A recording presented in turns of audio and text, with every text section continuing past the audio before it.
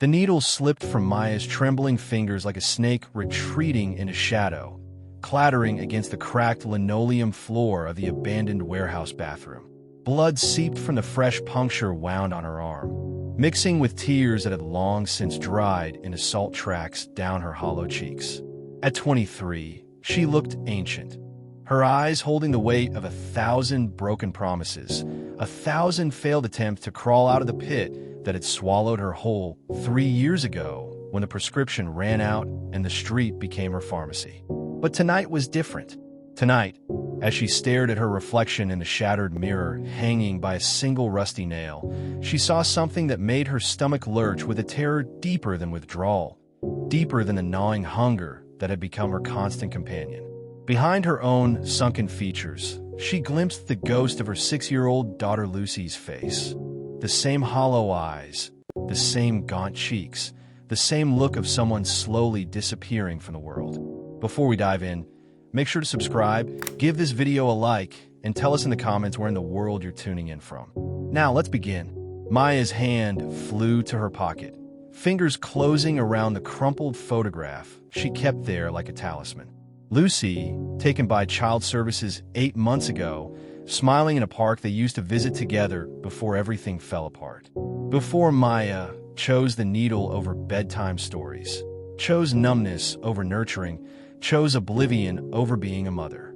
The warehouse door slammed open behind her, and Tommy's gravelly voice cut through her thoughts like broken glass. "Maya, you owe me $300 by midnight, or we're gonna have problems." His footsteps echoed in the hollow space, each one a countdown to something she couldn't afford to face. Not tonight. Not when she'd finally found the strength to want something more than her next fix. Maya's world narrowed to the space between heartbeats as Tommy's ultimatum settled into her bones. $300 might as well have been $3 million. She hadn't eaten a real meal in 4 days, and her last possession worth anything had been pawned weeks ago for a fraction of what she owed. The mathematics of addiction were brutal and unforgiving. No money meant no drugs, but also meant Tommy's particular brand of collection would involve broken bones and worse. But for the first time in months, the thought of physical pain didn't terrify her as much as the realization of what she was losing every day she stayed in this hell. Tomorrow was Lucy's 7th birthday. Child Services had made it clear during their last supervised visit, one that Maya had been too high to properly appreciate, that if she couldn't demonstrate 6 months of sobriety and stable housing, the adoption proceedings would move forward. Forever. The word echoed in her mind like a death sentence. Lucy would grow up calling someone else mommy. She'd blow out birthday candles without Maya there to make a wish alongside her. She'd take first steps into adolescence, graduate from school, walk down an aisle someday, all while Maya remained a cautionary tale, a faded photograph of a mother who chose poison over presence. The foster family was kind. Maya had met them during one of her few lucid visits to the social services office. Dr. Jennifer Walsh, a pediatrician, and her husband Robert, a teacher. They had everything Maya couldn't provide: stability, sobriety, a house with a white picket fence, and a golden retriever named Buster. Lucy had mentioned the dog with such excitement during their last supervised visit, her little face lighting up in a way Maya hadn't seen since before the addiction took hold. Standing in that fetid bathroom, Maya felt the weight of every choice that had led her here. The prescription that started innocently after a car accident. The pills that became her refuge when grief from her mother's death threatened to drown her. The seamless transition from pharmacy to street corner when doctors cut her off. The slow, inexorable slide from functioning mother to ghost haunting her own life. But Lucy's face in that photograph, that was real. That was worth fighting for. Even if fighting meant facing a debt to Tommy that could get her killed. Even if it meant enduring withdrawal that would feel like dying. Even if it meant admitting to herself that she'd become the kind of mother she'd sworn she'd never be. The stakes couldn't be clearer. Get clean and fight for her daughter, or lose Lucy forever and likely die in this warehouse. Another statistic in a crisis that claimed souls with ruthless efficiency. Maya stumbled out of the warehouse into the crisp October air, her decision crystallizing with each step away from Tommy's domain. She had 18 hours to find $300 and figure out how to disappear long enough to get clean. The city sprawled before her, neon signs bleeding color into the darkening sky. Each light a potential opportunity or trap. Her phone buzzed, a text from Dr. Walsh. The screen cracked 3 weeks ago when Maya had pawned her phone case, but the message was clear enough. Lucy keeps asking about you. Tomorrow's party starts at 3 p.m. if you're able to attend. She drew you a picture. The attached image nearly brought Maya to her knees. A crayon drawing of 2 stick figures holding hands under a bright yellow sun. One tall figure with long brown hair, labeled Mommy in careful kindergarten letters. One small figure with pigtails, labeled M.E. Between them, in Lucy's unsteady handwriting, I love you always. Maya's chest constricted as if someone were tightening a vice around her ribcage. 8 months of supervised visits. 8 months of seeing her daughter's confusion gradually harden into protective distance. And still Lucy drew pictures of them together. Still hoped. Still loved the shadow of a mother who'd failed her in every way that mattered. But as Maya stared at the drawing, her hand began to shake. Not from emotion this time, from need. The sickness was starting, the familiar crawling sensation under her skin that signaled the beginning of withdrawal. She had maybe 4 hours before the real agony set in, before her body would betray every good intention with demands that felt more urgent than breathing. Her feet carried her toward downtown, muscle memory guiding her to the places where quick money could be found. The plan forming in her mind was desperate, dangerous, and probably doomed, but was the only path she could see between where she stood and Lucy's birthday party tomorrow. Then she saw him. Detective Ryan Collins stood outside the methadone clinic. Not in uniform, but unmistakably law enforcement from his posture and the way his eyes scanned the street. Maya recognized him from her arrest 6 months ago, the one that had led to losing Lucy. He'd been kind then, professional but not cruel, the type of cop who seemed to understand that addiction was a disease, not a moral failing. Their eyes met across the street, and Maya saw recognition flicker in his expression. For a moment, she considered running. Every instinct screamed at her to disappear into the maze of alleys she knew so well. But Lucy's drawing was still glowing on her phone screen, and something in Colin's steady gaze made her think of her father, who died when she was 12, but had always told her that asking for help was the bravest thing a person could do. She crossed the street on unsteady legs, her pride warring with desperation. Collins waited, his hands relaxed at his sides, no judgment in his expression as she approached. I remember you, he said quietly. Maya, right? Lucy's mom. The sound of her daughter's name from strangers' lips should have stung, but instead it felt like an anchor. Someone else remembered that she was more than her addiction, that she had an identity beyond the hollow-eyed woman who haunted these streets. I need help, Maya whispered, the words scraping her throat raw. But I owe money to people who don't forgive debts, and I don't know how to get clean when staying alive requires staying high. Collins studied her face for a long moment, and Maya braced herself for the lecture, the arrest, or the dismissal. Instead, he pulled out his phone. How much do you owe? The question hung in the air between them like a lifeline thrown to a drowning woman. Maya's mind raced through the implications. Was this some kind of trap? A setup? In her world, kindness from law enforcement usually came with handcuffs attached. But the withdrawal was starting to claw at her nervous system, and Lucy's birthday was 17 hours away. 300, she managed, hating how small her voice sounded. To Tommy Rodriguez. He runs product out of the warehouse district. Colin's jaw tightened almost imperceptibly. Maya caught the reaction and felt her hope deflate like a punctured balloon. Of course he knew Tommy. Of course this was more complicated than a simple debt. Tommy wasn't just a dealer. He was connected, protected, the kind of criminal who owned enough people in uniform to make problems disappear. Tommy Rodriguez. Collins repeated slowly, and Maya prepared to run. But instead of reaching for handcuffs, he scrolled through his phone contacts. Maya, I'm going to tell you something that could get me fired, maybe arrested. 3 months ago, my 15-year-old nephew, Jake, overdosed on fentanyl-laced heroin he bought from one of Tommy's runners. He survived, barely, but he's been in a medically induced coma ever since. The revelation hit Maya like a physical blow. She'd heard whispers about bad product on the street, people dropping like flies from stuff that was supposed to be pure but wasn't. The Russian roulette of street drugs had claimed friends, acquaintances, people she'd shared needles with in moments of desperate camaraderie. Jake's been getting better, Collins continued, his voice steady but his eyes reflecting a pain Maya recognized. But his parents, my sister and her husband, they blame themselves. They blame me for not stopping it sooner. The whole family is destroyed, and Tommy keeps operating like nothing happened.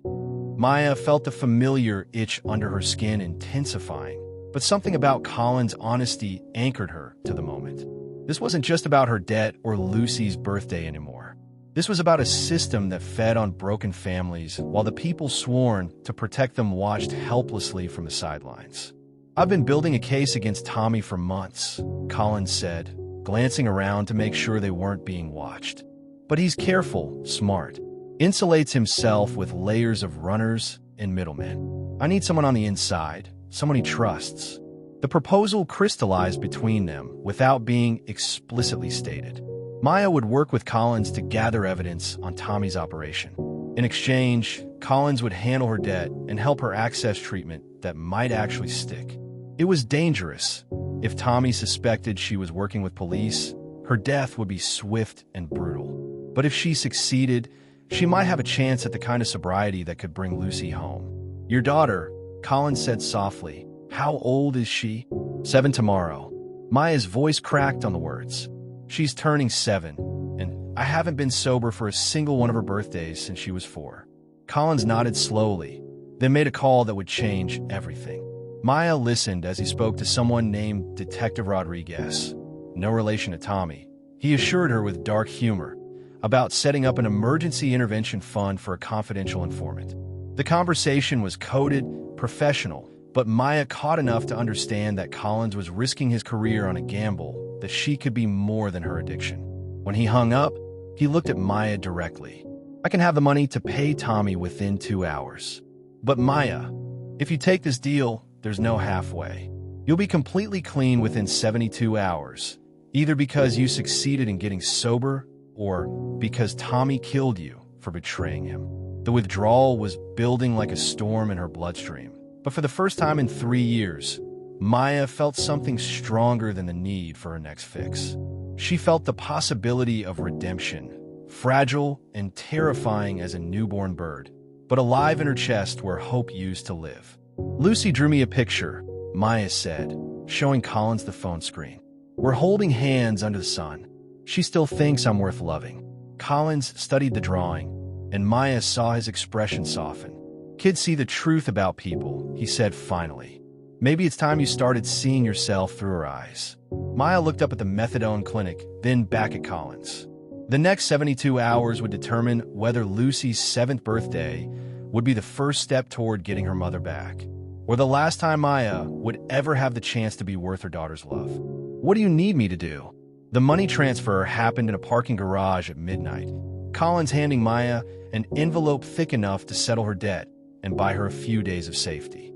But as she walked toward Tommy's usual corner, her phone buzzed with a message that stopped her cold. "Change of plans. Meet me at the docks. Warehouse 47. Come alone. T." Maya's blood turned to ice water. Tommy never changed locations unless something was wrong. Either he'd heard whispers about her conversation with Collins, or something bigger was happening. She considered calling Collins, but his instructions had been clear. Maintain normal contact patterns. Don't do anything that might raise suspicions. The docks at night were a graveyard of shipping containers and abandoned dreams. Warehouse 47 sat at the end of a row of identical buildings, its windows dark except for a single light burning in what looked like an office on the 2nd floor. Maya's footsteps echoed off the concrete as she approached, each sound bouncing back at her like a gunshot. Inside, the warehouse was cavernous and filled with shadows that seemed to move independently of any light source. Tommy stood near a collection of crates, but he wasn't alone. Three men Maya didn't recognize flanked him, their postures radiating the kind of casual violence that made smart people cross the street. "Maya," Tommy's voice carried across the empty space. "You look like hell. More than usual." She forced herself to walk closer, the envelope of money suddenly feeling heavy as a brick in her jacket pocket. Something was wrong. Tommy's usual cocky demeanor had been replaced by something colder, more calculating. "Got your money," Maya said, trying to keep her voice steady. 300, like we agreed." Tommy laughed, but there was no humor in it. "See, that's where we have a problem. Because I found out some interesting information about you today. About who you've been talking to." Maya's heart hammered against her ribs, so hard she was sure everyone could hear it. Her mind raced through possibilities. Had someone seen her with Collins? Had she been followed? The withdrawal symptoms that had been manageable an hour ago suddenly intensified, her vision starting to blur at the edges. "I don't know what you're talking about," she managed. "Detective Ryan Collins," Tommy said, and Maya felt the world tilt sideways. "Ring any bells? Because according to my sources, you two had a real cozy chat outside the methadone clinic tonight." One of Tommy's men stepped closer, and Maya could see the outline of a gun under his jacket. This wasn't about debt collection anymore. This was about survival. "Funny thing about Detective Collins," Tommy continued, beginning to pace around her like a shark circling wounded prey. "He's been asking a lot of questions about my business lately. Real specific questions. The kind that suggest he's got inside information." Maya's throat constricted. If Tommy thought she was working with police, she was dead. But if she admitted to the setup, Colin's investigation died with her, and Lucy would grow up not just without her mother, but knowing her mother had died as a criminal. Then Tommy smiled, and Maya realized the situation was even worse than she'd imagined. "Here's what's going to happen," he said, pulling out his own phone and showing her a video.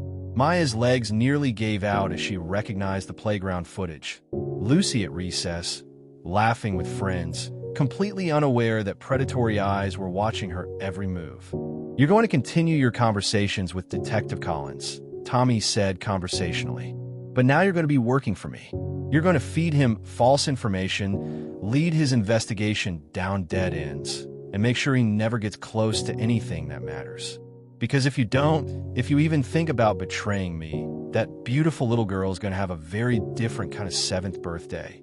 The photograph in Maya's pocket felt like it was burning against her skin. Lucy's innocent face in the crayon drawing, Lucy's trusting smile in the playground video. Both images warred her mind as Tommy's threats settled into her consciousness like poison. She was trapped between two worlds now. Colin's investigation that could save her but might get her killed, and Tommy's counter-operation that could keep her alive but would damn any chance of redemption. Either path led through betrayal. Either choice risked Lucy's safety. Maya looked up at Tommy, her decision forming like scar tissue over a fresh wound. "What exactly do you want me to tell him?" The next 18 hours passed like a fever dream, punctuated by moments of crystalline clarity. Maya met Collins as planned, her body screaming for drugs while her mind calculated the distance between truth and survival. She fed him carefully crafted lies about Tommy's operation, real enough to seem credible, false enough to protect her daughter. But as Lucy's birthday party approached, Maya's resolve began to fracture. The withdrawal was hitting harder now, her body staging a full rebellion against sobriety. Sitting in her car outside Lucy's foster home, watching through the window as Dr. Walsh helped her daughter blow out 7 candles, Maya felt pieces of herself she'd thought were dead stirring back to life. Lucy wore a purple dress Maya had never seen, her hair braided in a style Maya hadn't taught her. She was growing up, adapting, thriving in ways that both broke Maya's heart and filled her with fierce pride.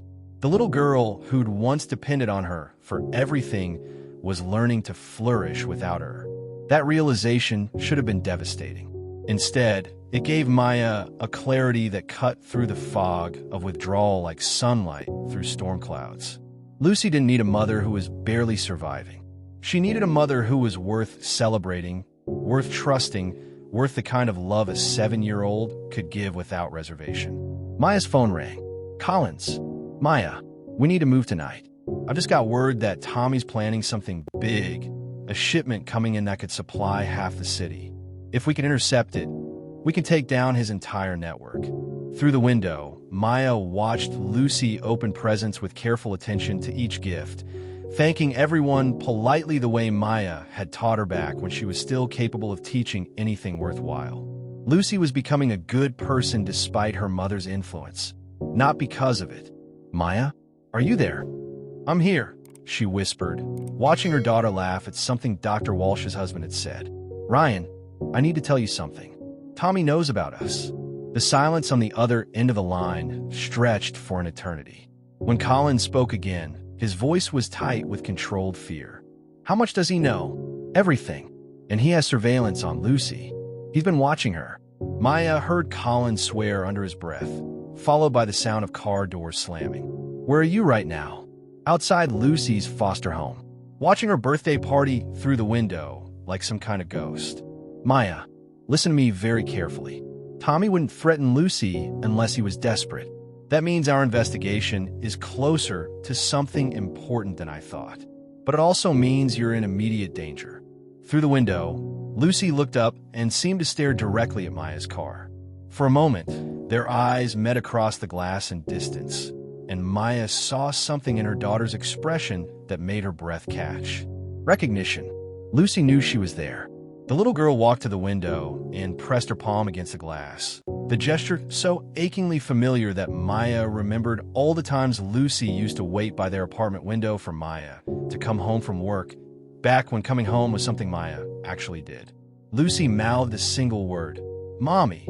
Maya pressed her own palm against the car window, separated from her daughter by 20 feet and 8 months of choices that couldn't be undone. But in that moment, she realized that redemption wasn't about erasing the past. It was about choosing what came next. "Ryan," Maya said, her voice steady for the first time in months. "I know where Tommy keeps his real operation. Not the warehouse. That's just for show. I know where the shipment is coming in tonight, and I know how to get you inside. Maya, if you do this, there's no going back. Tommy will know it was you." Maya watched Lucy blow a kiss toward the window, toward her, and felt something fierce and protective roar to life in her chest. "Good. I want him to know. I want him to know that he picked the wrong mother to threaten." Collins was quiet for a moment. "What changed your mind?" Maya looked at her reflection in the car window, superimposed over the image of Lucy's party. For the first time in years, she saw herself clearly. Not the addict, not the failure, but the mother who'd once read bedtime stories and kissed scraped knees and promised her daughter that she'd always be safe. "I remembered who I used to be," Maya said, "and I decided I'd rather die trying to be her again than live as who I've become." Colin's voice was rough with emotion when he responded. "Maya, you don't have to die. We can do this smart, safe. Get you into witness protection after we take Tommy down." But Maya was already getting out of the car, already walking toward the foster home's front door. Lucy's face appeared in the window again, confusion and hope warring in her 7-year-old features. "No," Maya said, climbing the front steps. "I've been running and hiding for 3 years. Tonight, I'm going to knock on this door and wish my daughter a happy birthday. Then I'm going to help you destroy the man who threatened her. And tomorrow, Lucy's going to wake up in a world where her mother finally chose her over everything else." Maya raised her hand to knock, but the door opened before her knuckles could connect with wood. Dr. Walsh stood there, surprise and concern flickering across her face as she took in Maya's appearance. "Maya, is everything all right?" From inside the house, Lucy's voice called out with the pure joy that only children possess. "Mommy, you came to my party." Maya stepped across the threshold, leaving the shadows behind. "I'm sorry I'm late, baby, but I'm here now. And I'm not going anywhere ever again." Lucy's birthday party became the eye of a hurricane that was building around them. Maya sat cross-legged on the living room floor, helping her daughter open presents while her phone buzzed incessantly with messages from Collins coordinating the night's operation. Every few minutes, Maya would excuse herself to respond, her hands shaking not just from withdrawal, but from the magnitude of what she'd set in motion. Dr. Walsh's eyes never left Maya's face, the pediatrician's trained gaze cataloging symptoms of withdrawal with clinical precision. During a quiet moment, when Lucy was distracted by a new doll, Dr. Walsh approached. "Maya, you're not well. When was your last dose?" The directness should have triggered Maya's defensive instincts, but instead she felt relief at being seen clearly. "Yesterday morning. I'm getting clean, but it's going to get worse before it gets better." Dr. Walsh nodded, disappearing into another room and returning with a medical kit. "I can't prescribe anything without proper protocols, but I can monitor your vitals and provide supportive care. If you're serious about sobriety, you're going to need medical supervision." As Dr. Walsh checked Maya's blood pressure, Lucy approached with shy steps, holding out a piece of birthday cake on a paper plate decorated with unicorns. "I saved you the biggest piece," Lucy said, her voice careful in the way children speak when they're afraid of disappointment. "It has a flower on it." Maya accepted the cake with trembling hands, and, as she took a bite, the sweetness hit her system like a revelation. She couldn't remember the last time she'd tasted something that wasn't bitter with desperation or chemical with artificial enhancement.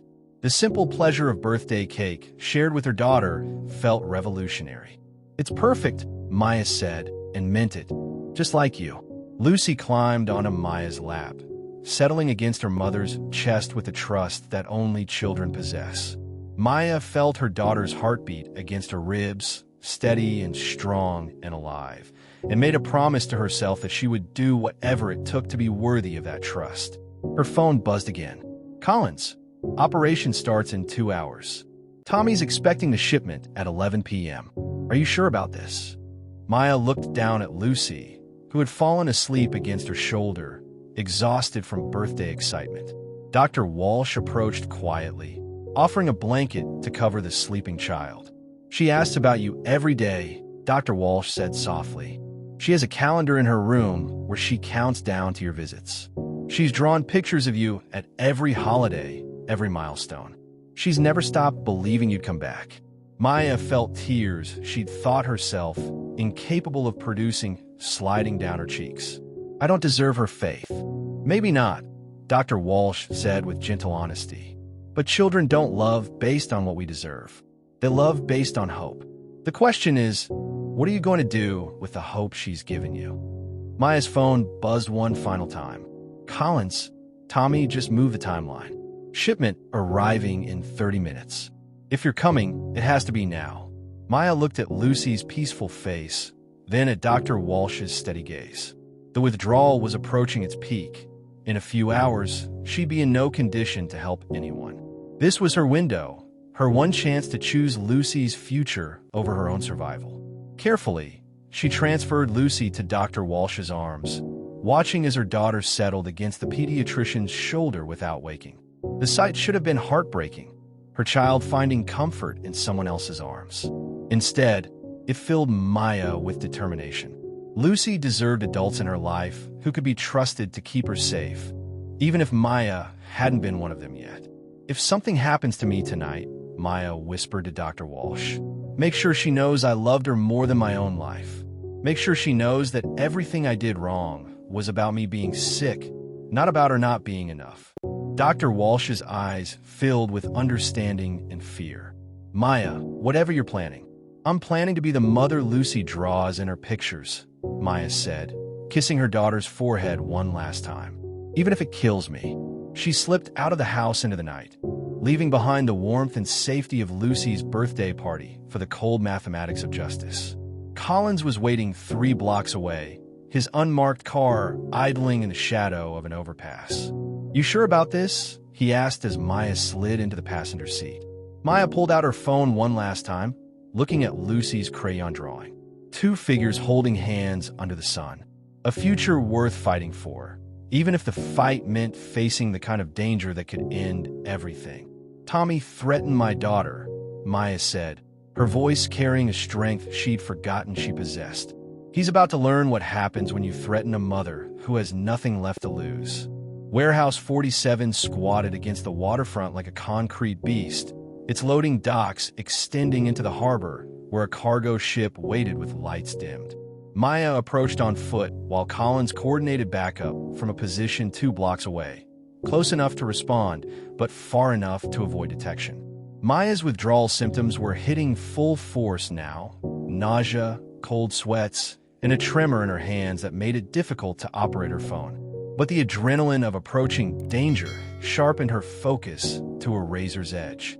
She had one shot to gather evidence that would destroy Tommy's operation and keep Lucy safe forever.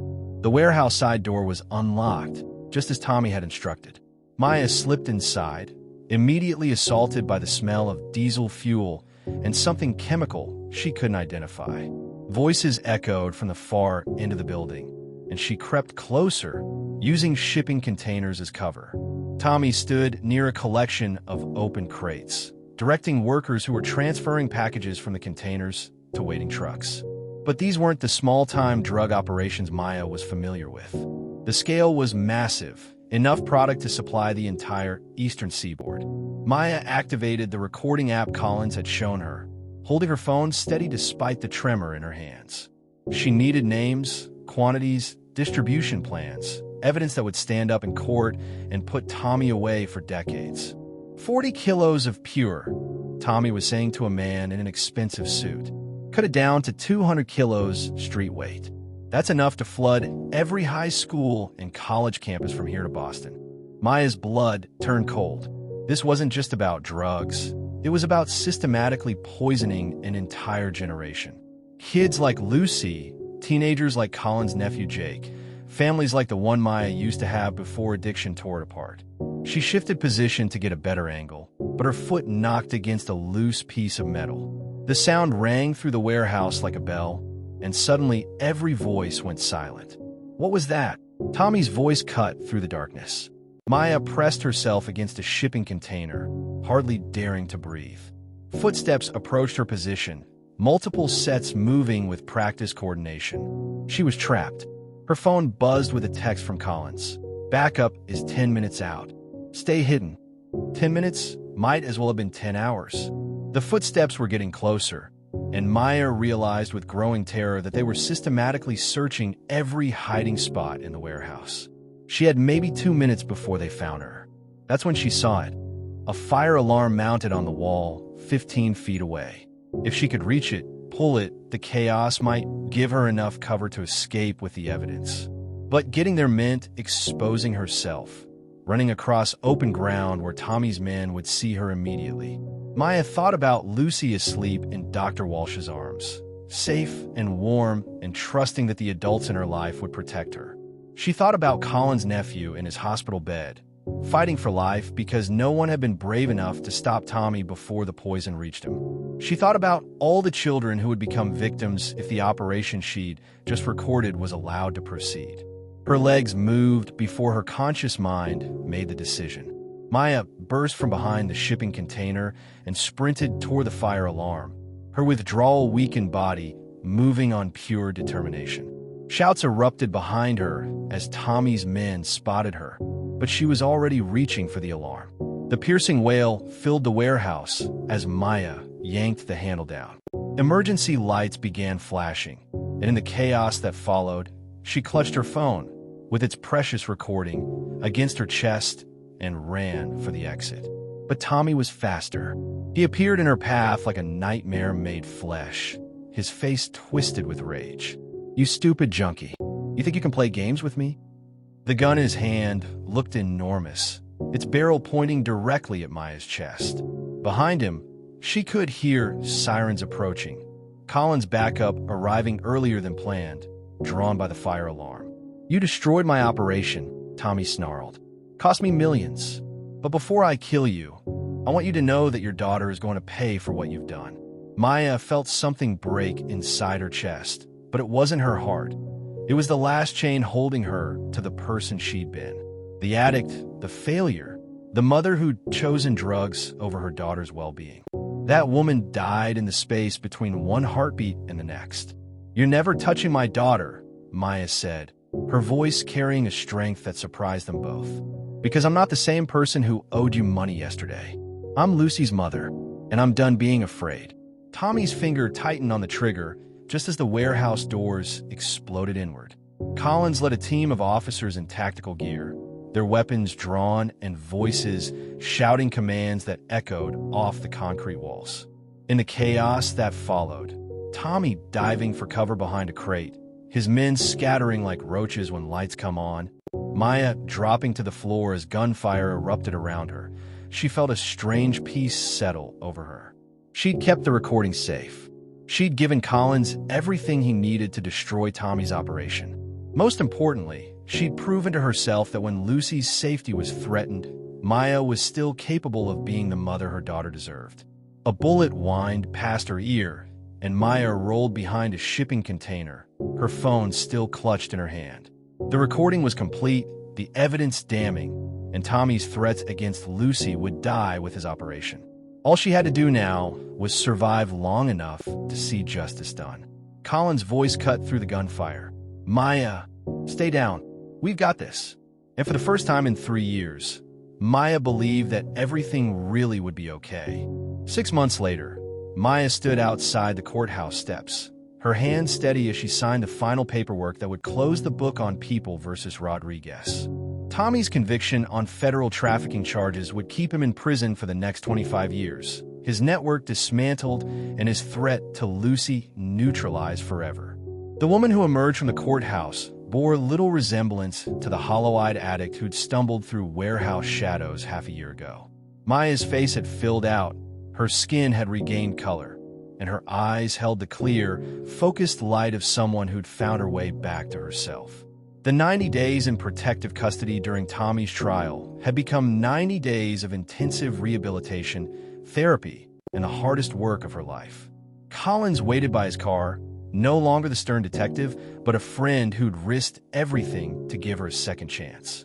Beside him stood Lucy, wearing a yellow sundress and holding a handmade card that read, "Welcome home, Mommy," in careful second-grade cursive. The reunion was tentative at first. 6 months apart had been an eternity in a 7-year-old's life.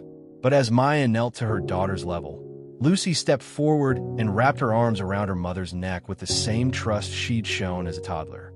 "I missed you," Lucy whispered against Maya's ear.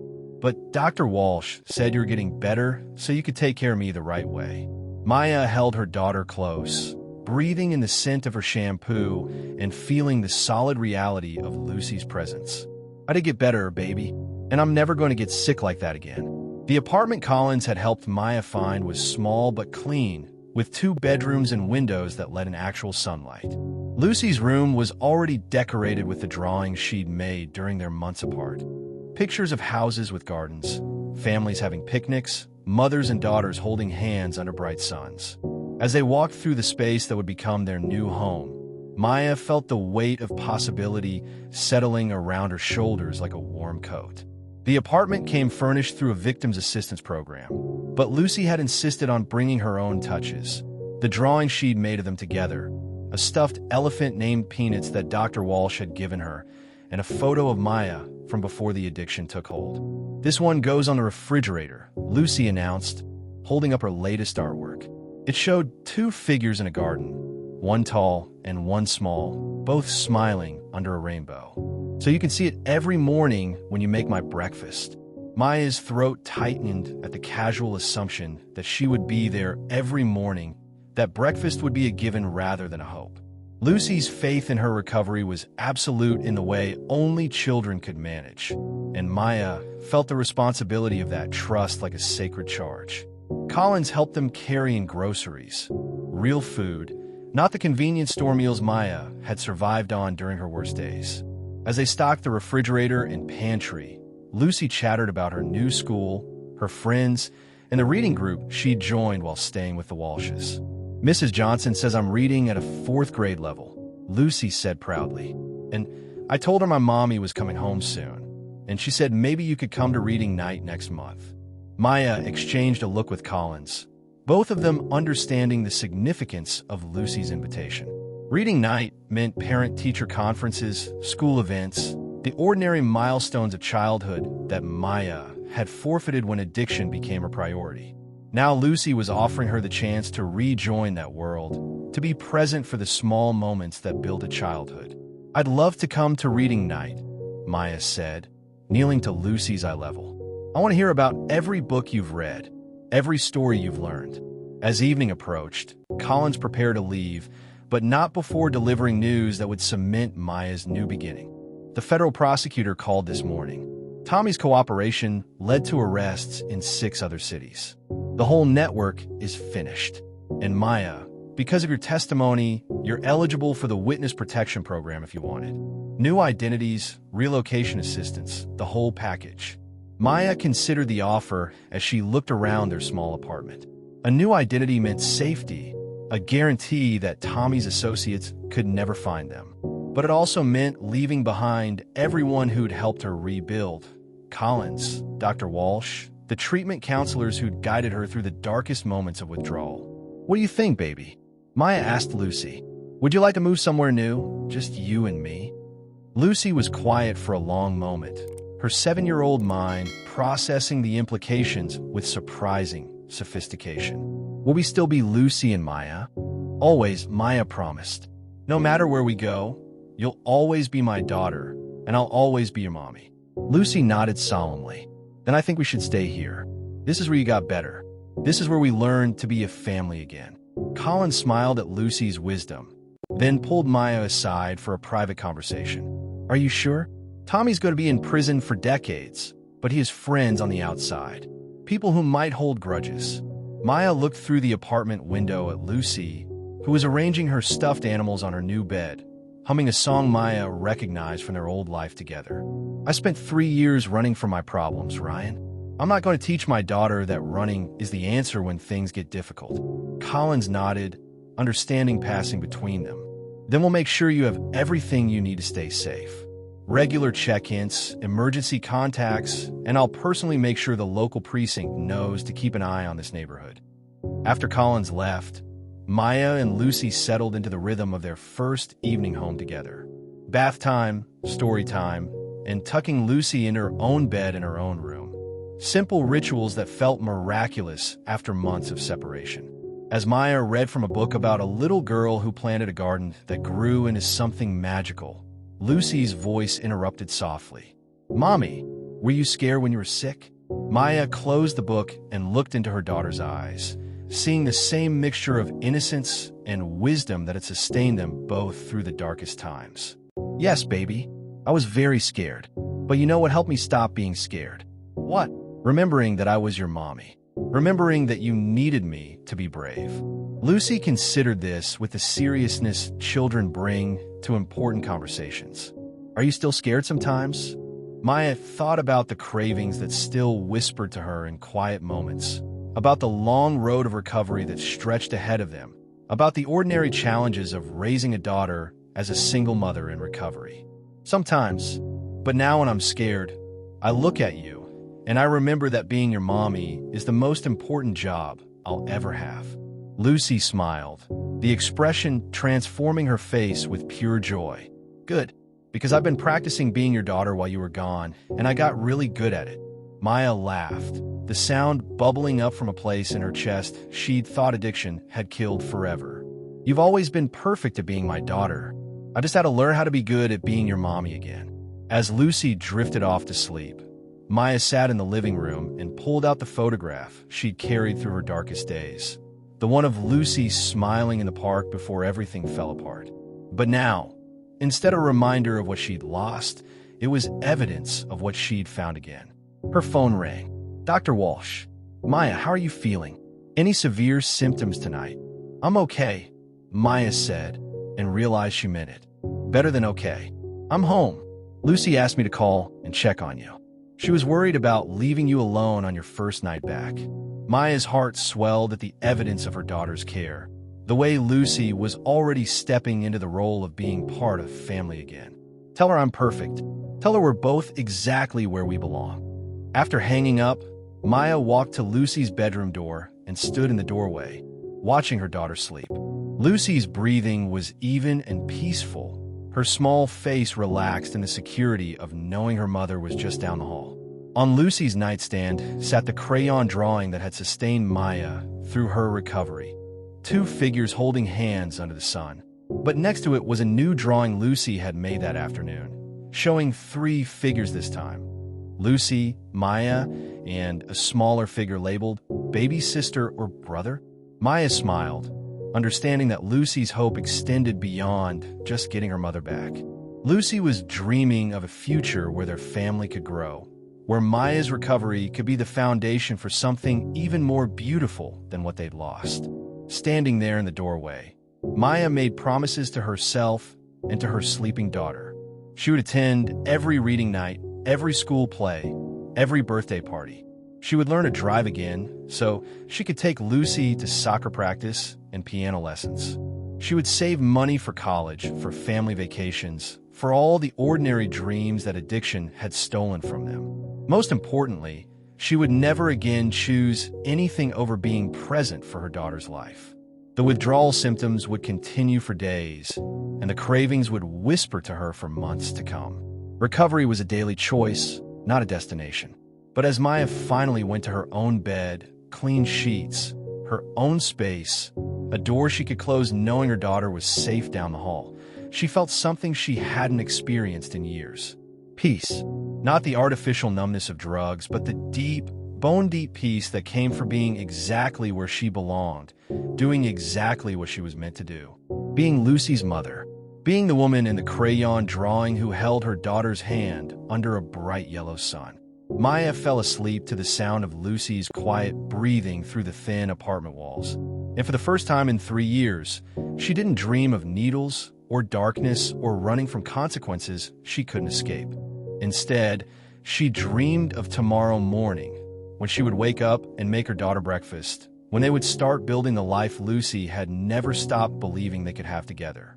The sun rose over their new beginning, golden light streaming through windows that faced east toward hope, toward healing, toward the future Lucy had drawn in careful crayon strokes. A future where love was stronger than addiction, where mother's courage could overcome any threat, and where a little girl's faith could resurrect even the most broken dreams. Maya woke to the sound of Lucy singing in the kitchen, her 7-year-old voice carrying a melody Maya remembered teaching her years ago. She found her daughter standing on a chair at the counter, carefully spreading peanut butter on bread with the concentration of a surgeon. "I'm making you breakfast," Lucy announced without turning around. "Because that's what families do. They take care of each other." Maya wrapped her arms around Lucy from behind, resting her chin on top of her daughter's head. Through the kitchen window, she could see other families beginning their days, parents walking children to school, neighbors waving from their porches, the ordinary magic of a community where people knew each other's names and cared about each other's stories. "What are we going to do today?" Lucy asked, leaning back against her mother's chest. Maya looked at the calendar on the refrigerator, where Lucy had marked important dates in bright red crayon. Today was circled with hearts and stars, not because it was a holiday or special occasion, but because it was the first full day they would spend together as a family restored. "Today," Maya said, her voice steady with conviction, "we're going to start living the life you drew in your pictures. Today, we're going to be the family we were always meant to be." Outside their window, the sun climbed higher into a cloudless sky, painting their small apartment with light that seemed to promise endless possibilities. Maya had spent 3 years in darkness, but Lucy's love had been a beacon that never stopped burning, guiding her home to the only truth that mattered. She was a mother, and mothers fight for their children, no matter the cost. The fight was over. The family was whole, and tomorrow would bring new challenges, new chances to prove that love could overcome any addiction, any threat, any history of failure. But today was for peanut butter sandwiches and crayon drawings and the simple miracle of being present for her daughter's life. Today was for keeping the promises that mattered most. Today was for being worthy of the words, "Welcome home, Mommy," written in a 7-year-old's careful handwriting on a card that would sit on their refrigerator forever. A reminder that some bonds are stronger than any force that tries to break them. Maya was home. Lucy was safe. And the future stretched before them like an unwritten story, waiting for them to fill its pages with all the love they'd saved up during their time apart. The sun had never looked brighter. If Maya's journey from the depths of addiction to fighting for her daughter's future moved you, please take a moment to show your support. Hit that like button and subscribe to this channel if you believe in the power of redemption and second chances. Share this story with someone who needs to know that no matter how far they've fallen, love can still light the way home. See you in the next video.